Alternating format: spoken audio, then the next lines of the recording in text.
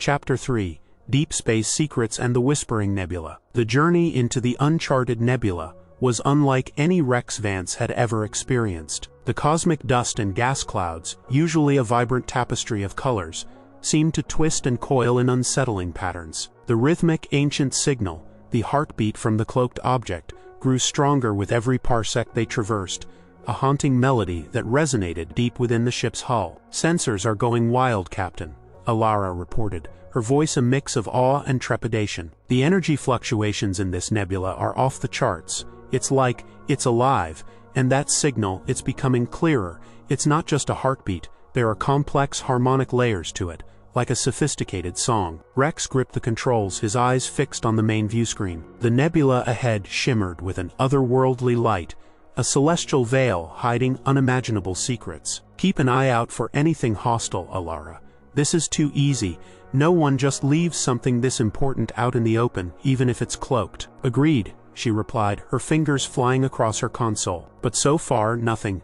No other ship signatures, no automated defenses, just the nebula and that signal." They continued deeper, the Galactic Wanderer cutting through the cosmic fog. The journey felt surreal, like stepping into a forgotten dream. The rhythmic signal filled the cockpit, a lullaby from the depths of space, calming yet intensely mysterious. Suddenly, a massive anomaly appeared on their long-range scanners. It was the gas giant Alara had pinpointed, shrouded in an unusual energy signature, and orbiting it, barely visible even with their advanced sensors, was the cloaked object. It was enormous, dwarfing the Galactic Wanderer by a factor of hundreds. "That's it," Alara breathed, her voice hushed. "The source of the signal.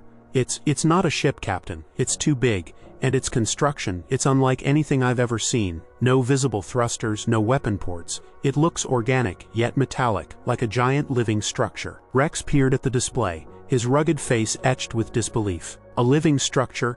You telling me the Libertonians built a city in space that's alive?" "I don't know, Captain," Alara admitted, "but its energy signature is harmonizing with the signal.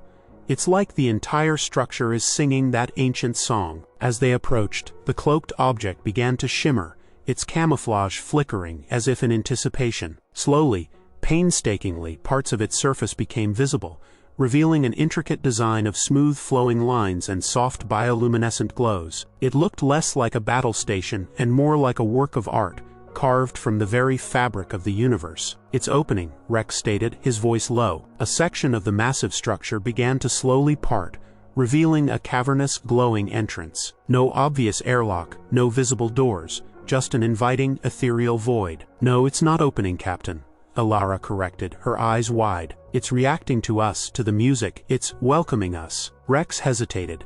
Every instinct of a seasoned space trucker screamed danger, but the scientist in Alara, and the sheer wonder of the moment, pulled him forward. And then there was the promise of the Veritas Protocol, the truth about the Libertonians. This was their chance. "All right, Wanderer," Rex murmured, overriding the automated systems.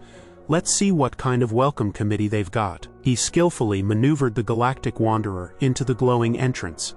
The transition was seamless. There was no jolt, no pressure change. One moment they were in the cold vacuum of space, the next they were inside, surrounded by a soft warm light that seemed to emanate from the very walls. The air inside was fresh, pure, and had a faint sweet scent like blooming flowers. The interior was unlike any structure Rex had ever seen. It was vast, stretching beyond their ship's internal scanners, with towering archways and intricate patterns that seemed to shift and flow with the rhythmic signal. There were no sharp corners, no hard edges. Everything was fluid, organic, and harmonious. "Incredible," Alara whispered, getting out of her seat and walking towards the cockpit viewscreen, her hand pressed against the glass. "This is beyond anything known to galactic architecture. It's like being inside a giant, living symphony." They landed the Galactic Wanderer on a smooth, glowing platform that had risen from the floor. As their landing gear touched down, the platform gently settled back, integrating seamlessly into the surrounding structure. The entrance behind them slowly closed, sealing them within the mystery. Rex powered down the ship, the hum of the engines fading into the background, leaving only the pervasive, melodic pulse of the structure. He looked at Alara. "Well, here we are, deep in Libertonian territory, inside what looks like their singing space station. Now what?" Before Alara could answer, the soft light in front of them intensified, and two figures emerged from the glowing mist. They were tall, slender beings, their forms ethereal and graceful. Their skin shimmered with subtle hues of blue and green, and their eyes, large and luminous, held an ancient wisdom. They wore simple, flowing garments that seemed to be woven from light itself. These were not the monstrous, violent Libertonians from the Council's propaganda. These were beings of peace and profound beauty. They approached slowly, their movements fluid and silent. There was no aggression, no suspicion in their demeanor, only a profound sense of calm and welcome. One of the Libertonians, the taller of the two, extended a hand towards Rex. Its palm glowed softly. There was no need for words. Rex felt a gentle mental touch, a warm connection that conveyed a profound sense of understanding. It was a communication beyond spoken language, a transfer of thoughts and emotions. "Welcome, seekers of truth," the thought resonated in Rex's mind, clear as a bell, yet without sound. "We have awaited you. We have heard the song of your world." Rex felt a jolt. They heard the Beach Boys? Alara, too, seemed to be receiving the mental communication. Her eyes widened, tears welling up. They know why we're here, Captain. They know about the Veritas Protocol. The Veritas Protocol is merely a fragment of the greater truth you seek, the Libertonian thought conveyed. The history you have been taught is a tapestry of lies, woven to conceal the true nature of the cosmos and the events that led to our exile. Rex, never one for flowery language, thought back. So the Council's been lying to everyone. What happened? And why are you guys hiding out here? We sought to share knowledge, to enlighten the galaxy with truths that threatened the established order, the Libertonians' thoughts continued. But those who coveted power twisted our intentions. They feared the truth, for it would dismantle their dominion. The Libertonians led Rex and Alara through a labyrinth of glowing corridors. Every step felt like walking through a dream. The walls hummed with energy, and the air was filled with a constant soothing melody that seemed to be the very essence of the structure. They passed through vast chambers that shimmered with holographic projections of star maps, complex mathematical equations, and vibrant artistic creations. It was a civilization built on knowledge, art, and harmony. They finally arrived in a central chamber, vast and awe-inspiring. In the center stood a shimmering pillar of light, pulsing with the same rhythmic signal that filled the structure. Around it, smaller pillars glowed, displaying images of other Libertonians, of their cities on what appeared to be a lush green home world, and then images of conflict. "These are the true events," the Libertonian conveyed, indicating the holographic projections. "The regulation wars were not what your council depicts. They were a systematic purge, a calculated act of suppression against our people, orchestrated by a coalition of species who sought to control the flow of information and power in the galaxy." The projections showed the Libertonians, not as aggressors, but as defenders. They fought with advanced energy shields and non-lethal weapons, trying to repel overwhelming forces. They showed their cities being destroyed, their people scattered. The betrayal painting from the museum was a grotesque inversion of the reality. The Libertonians were ambushed, not the ambushers. "They hunted you down," Alara whispered, tears streaming down her face as she witnessed the horrific scenes.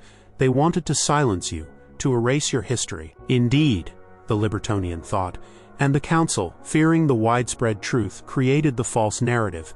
They demonized us to justify their actions and maintain their control over the other species. Rex felt a cold rage building inside him. All those years, trusting the official history, believing the Council, and it was all a lie. The Libertonians, whom he had read about in obscure historical texts, were truly victims, not villains. "So what happened to your home world?" Rex asked, his mind buzzing with questions. "And why are you hiding out here?" "Our home world was made uninhabitable, rendered a barren wasteland to prevent our return," the Libertonian conveyed, a profound sadness in their thoughts. "We are the last remnants of our kind, guardians of the true history, preserving our culture and knowledge in this sanctuary." "And the Veritas Protocol," Rex thought. "The Veritas Protocol is a collection of our core historical archives, fragmented and scattered across the galaxy by our own people before the final destruction," the Libertonian explained. "It contains the unadulterated truth, the final pieces of evidence that will expose the Council's deception." "So the Federation, they found a piece of it?" Alara asked, her voice filled with hope. "They found a key, a small but vital component that can help unlock the rest," the Libertonian confirmed. "You have brought us that key, the segment of our core historical data that will allow us to begin reconstructing the full Veritas protocol. It is not complete, but it is a beginning. Rex pulled the data chip from his hidden compartment. It felt heavier now, imbued with a newfound significance. He handed it to the Libertonian, who received it with a gentle, glowing touch. "This will aid us greatly," the Libertonian conveyed. "But the full Veritas protocol is still scattered. Many more fragments exist, hidden in various locations, protected by those who still remember the truth, or those who stumbled upon them unknowingly. So our mission isn't over," Rex stated, a grim determination setting in. "No, Captain. It has just begun," the Libertonian confirmed. "The Council is actively hunting these fragments. They cannot allow the truth to be revealed. Your journey will be perilous but essential." Rex looked at Alara. Her face was set, a new resolve in her eyes. "We're in this now, Captain," she said, reading his thoughts. "We have to see this through, for the truth, for the Libertonians." Rex nodded. His days of simple space trucking were long gone. He was no longer just hauling cargo. He was hauling history, a hidden truth that could reshape the galaxy. The Veritas Protocol was not just a package, it was a crusade. "What do we do now?" Rex asked the Libertonian. "Rest, learn, and prepare," the Libertonian conveyed.